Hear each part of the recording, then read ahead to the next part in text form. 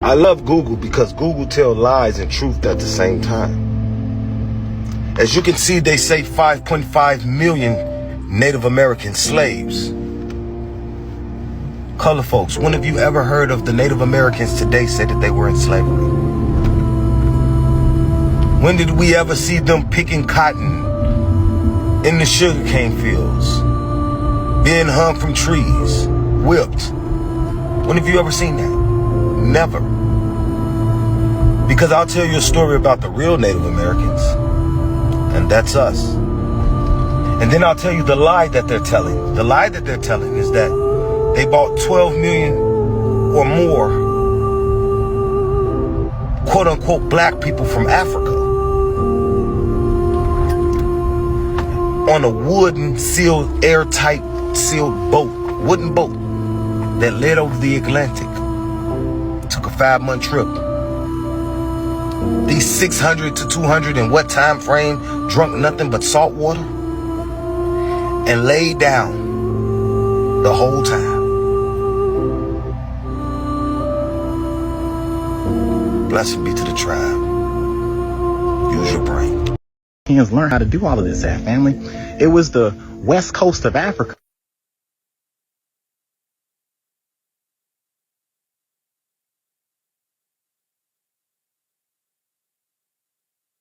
That's what these Europeans learned how to do.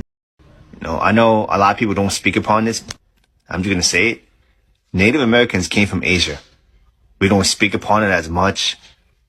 We just don't know what part of Asia. Native Americans came from Asia. I know a lot of people don't speak upon this. I'm just going to say it. Hey, Native Americans. Hey, Native Americans. Oh, you fucked up. Yeah. This is a picture of a statue that's in Lyon, France, of a Neanderthal woman. Do you see what she looks like? Okay. Got a good look? Okay. This is a picture of Marjorie Taylor Greene, who thinks she's the advanced race. You see this? You see?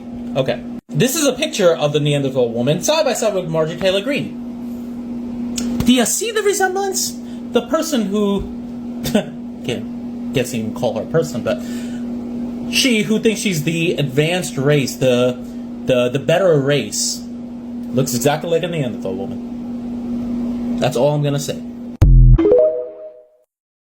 News has learned the Department of Homeland Security's internal watchdog is saying the U.S. government lost track of thousands of unaccompanied migrant minors released from custody. Hey ABC, allow me to fix your story for you. Under the watch of Kamala Harris, the Department of Homeland Security learned today that 32,000 children who crossed the southern border are currently missing in the United States. And that's just within the last 3 years. Meanwhile, the mainstream media have turned their eyes on this story today and instead chose to cover the absolute lies and rhetoric coming out of the DNC happening in Chicago tonight.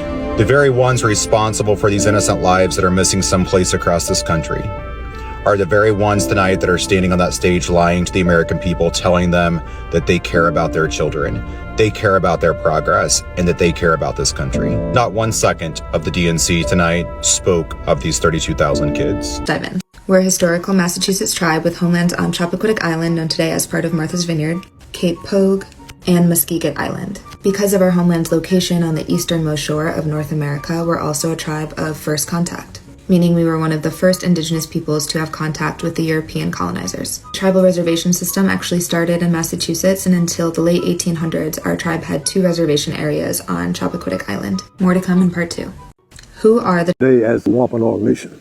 But when the English came to this country, this whole of southeastern Massachusetts and parts of Rhode Island was known as Pokanoket Country or the Pokanoket Nation, later King Philip Country. It was during the King Philip War, 1675-1676, that the colonial government outlawed the word Pokanoket. And if you were a male 14 years of age or older, and you said you were Pokanoket, they could kill you on sight. And they would kill you on sight. Dropping. International finds the United States guilty of crimes against humanity. When we was telling y'all that they was going to court and people was finding the information, this was in November of 2021 after the pandemic started. This is what they've been doing, distracting us for the last 4 years. the International Tribunal on Human Rights Abuse against Black, Brown, and Indigenous people was held on October 23rd through the 25th. Now, I've made a video, but I wanted to come show y'all the very end of all of this information. I read it. You can go do your own research. And these was the proceedings. It was on, the following is a summarized and preliminary presentation of the testimonies. There are testimonies about police killings, mass incarcerations, political prisoners, meaning y'all keep on being programmed to fight Democratic, and they're the ones who making y'all suffer, prisoners of war, environmental racism. You know, everything around us is to weigh us down and keep us down. The public health inequities, they keep poisoning us with the food and sending us to the doctor, but nobody's getting well. And then the judgment is, despite the need for further deliberations on the extensive submission and documents from verified experts witness, a deep analysis from the jurists found that the process did sufficiently cover the scopes and elements of all 5 counts in the indictment and having legal standings and hence legitimacy.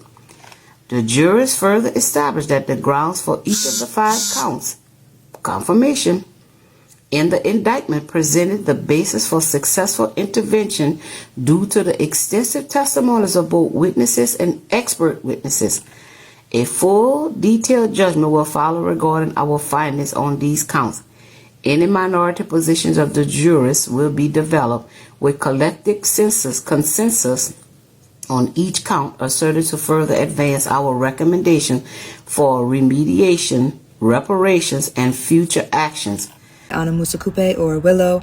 Let's get into it. Martha's Vineyard. All right, so Martha's Vineyard Island, which is also not a vineyard. A place a lot of y'all think she owns, but I can't even blame you because it's the education system. A place associated with being a vacation destination for affluent folks and presidents, think Obama, Kennedy's, Clintons, is actually Noape, meaning land amid the waters and streams, named by its original stewards, my ancestors, the Wampanoag people. And why is it Martha's Vineyard now? Because a European explorer, Bartholomew Gosnold, named the island after his daughter. I'm proud to be Chappaquiddick Wampanoag. We are a historic Massachusetts tribe and a tribe of first contact, meaning we are one of the first tribal nations to have the misfortune of connecting with settlers, European settlers. My mom was the historian and Sonks, which means woman chief of our tribe, from 2014 until her passing in 2022. And here she is with the amazing Seawolf, who was Sagamore from 1995 to 2019. Another tribe in our nation you may be familiar with is the Mashpee, who are part of the Thanksgiving myth with the Pilgrims. They're on mainland Massachusetts. All right, so Noape now, we got some more context. Wampanoag people, my ancestors, were stripped of rights, land, forced to practice Christianity. And on Chappaquiddick Island, we had 2 reservations until the Massachusetts Indian Enfranchisement Act of 1869 was passed.